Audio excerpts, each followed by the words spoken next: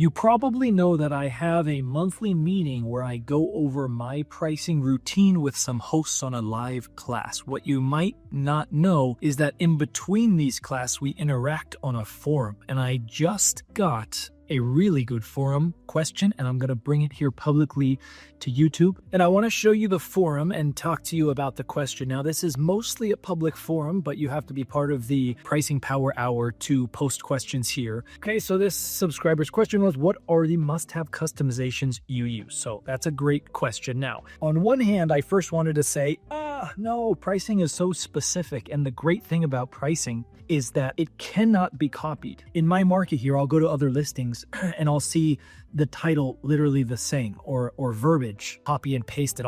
I've even had people screenshot my photos and bring it over to their listing. So the online listing can be somewhat copied. The hospitality can somewhat be copied. Some people are just good hosts. They have high rating, but the pricing is your secret weapon. Nobody can know your exact pricing strategy, even if they happen to study my pricing strategy, which gets me 30% higher occupancy and nightly rates than my competition, according to Airbnb. So I first wanted to say, no, there is no must-have, but then I realized, well, actually, there are some customizations that basically everybody should be putting on. Now, I am on a mission recently to teach you my pricing strategy. It is very, very good. I've gotten a lot of feedback already. Okay, go to the Pricing Power Hour, type that in on Google, go to my website to read those reviews.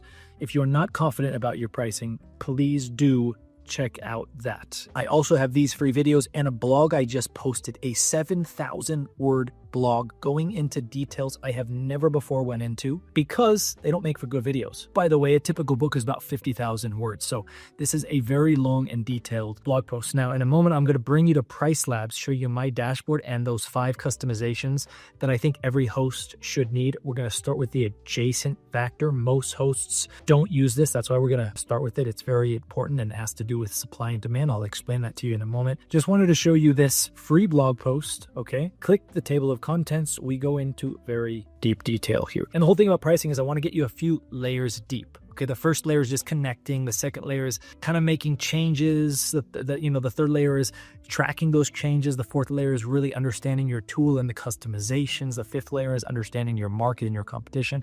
I talked to all about that on the program here and in the blog here. So let's go to Price Labs and let me tell you about adjacent factor. Now, if we have a full calendar open every single day, any guest can book any day. But as soon as we start getting reservations, the demand per day changes. So if we have a checkout on a Saturday, that's an obvious one, right? You know that's the demand for a Saturday check-in is less than the demand for a Friday, Saturday, or a Thursday, Friday, Saturday, right? That's obvious. That's what adjacency factor is. Now, it's going to lower your price before and after a reservation. Okay, so I'll show you what that looks like. Now, the 6th. Okay, so if I scroll over here, Price Labs tells me, here's the adjacency factor. I have it at 50%. Basically, if it's an awkward day, in this case, Monday, Tuesday, or Wednesday, and I have a booking, just lower it 50% right away. That is what the adjacency factor discount does. Now, the next customization that almost everybody should have is a last-minute gradual discount. And here's why. To have good pricing strategy, you need to optimize at 3 time intervals. The first time interval is around your booking lead time. You want to be 50% booked around your booking lead. There are nuances around that, but just generally you want to be booked 50% at your booking lead time. We can adjust for that. We can manipulate our occupancy by adjusting our base price at that time interval. The next interval is near term, last minute. That we manipulate that occupancy with a last minute gradual discount. I suggest you start with this, up to a 50% gradual discount starting at your booking lead time, whether that's 10, 30, or 60 days into the future. Okay, the reason why we do that is because we're lowering a little bit more, a little bit sooner. So a few percentage points more, a few days sooner than the competition. Most competition lowers at 15 days, at 7 days, 20%.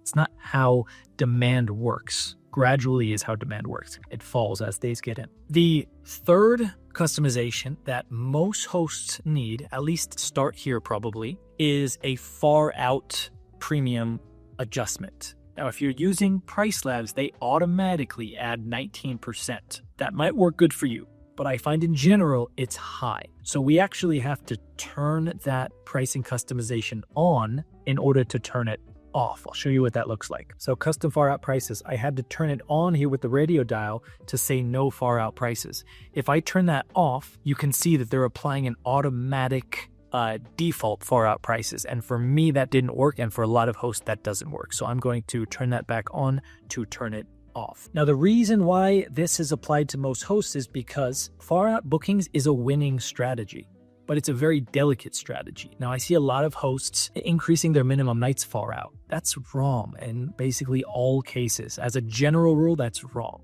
Why would you not want to get a 10% premium at your 2-night minimum or your 3-night minimum rather than trying to get a 4-night minimum and missing out on guests? That doesn't make sense, right? Don't increase your nights further out, except maybe if there's a big holiday, a very specific holiday, and only in some cases. If you do need a far out premium, then what I would suggest you do is start it 2 times your booking lead time. If your booking lead time is 30, start the far out pricing or the far out premium at 60 days. Raise it gradually by 10% over the next 60 days, okay? If your booking lead time was 65 days, tell me in the comments so I can help you. I need to understand that you understand this. What would my recommended far out premium be if your booking lead time was 65 days? Now, I hope I am being clear. If not, you can post a comment here on the blog. If you want some more one-on-one help on the live classes or a forum, you can of course consider joining the Pricing Power Hour. Now, keep in mind, I do raise the price every 25th member. That is to keep the quantity of hosts small so that I can actually answer your questions. Now, people have got in for a lot cheaper than the current price. The price will be going up. I think we have 5 members to go. Now, we have just optimized around the 3 time intervals, around your booking lead time, last minute, and far out. The next and 4th customization that most hosts need if you have anything more than a 1-night minimum stay is an orphan night customization. So if you have a 2-night minimum or a 3-night minimum or anything more, then you want to add in a customization saying, if I have a gap of 1 night, even though my minimum is 2 or 3 or 4 nights, I want that gap minimum night to be changed to 1. Or you could say to 2, so that 1 night is never bookable. You have a gap of 3 nights, but a minimum of 4 nights. Okay, I want to change the minimum on that gap to 3 nights, or even to 2 nights. Someone could book the first 2 or the last 2. Now, the last one that is kind of hidden, most hosts don't do this, is, and it applies to about 50% of hosts, is defining your weekend days within Price Labs. Now, that's here. Now, my weekend days are Thursday, Friday, Saturday, and Sunday. Friday and Saturday obviously are weekend days. Thursday is about a 70% weekend day. When people book, they generally book for Thursday, Friday, Saturday. Sunday is about like a 60% weekend day. Most reservations are coming either 3 days starting on Thursday or 3 days ending on Monday, or if they're doing 4 days or 5 days, it's generally including both Thursday and Sunday. So what I have done here is I have selected Thursday and Sunday as my weekend days. That manipulates the algorithm, the Price Labs algorithm for those prices on Thursday and Sunday. They're going to treat them like a Friday and Saturday. In other words, they're going to increase those prices. Now, of course, as soon as I get a booking, my adjacent factor will lower that Thursday or that Sunday, because I need a reservation checkout on Thursday if I have a Friday booking. I need a check-in on a Sunday if I have a Friday, Saturday booking, okay? So there's fewer FPGs who can book those days around existing bookings, thus there is less demand, thus the price must fall. Remember, hosts, a optimized Airbnb pricing strategy is your secret profitability tool. No one can copy your strategy.